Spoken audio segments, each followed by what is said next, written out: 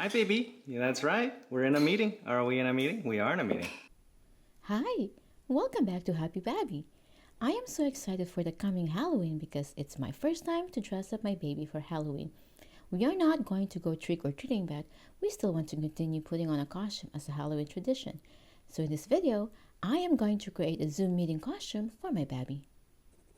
These are the items we need: ruler, pencil, box cutter, glue, string, scissors, 3 baby or toddler pictures from any magazines, brochures, or newspapers, and a cardboard big enough to surround your baby's head. We also need a tape. To start, mark 1 inch on the left and right sides of the board, 3 inches on the top and 2.5 inches below. Then cut with a box cutter and clean up the rough edges with scissors. The next step is to tape the inner edges so the baby won't get caught.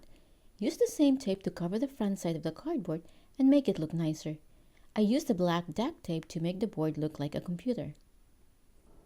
Once done, tape the 3 cutout pictures on the center top side of the board.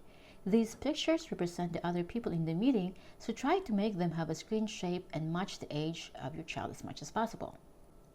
Since this costume is a Zoom meeting, we also need to place a Zoom logo within the board, specifically the bottom side.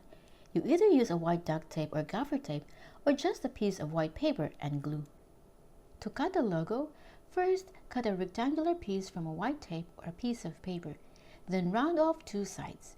Cut another rectangular piece from the same tape or paper to make a trapezoid shape. The final thing to do is to tape each end of the string so you can hold it in front of your baby.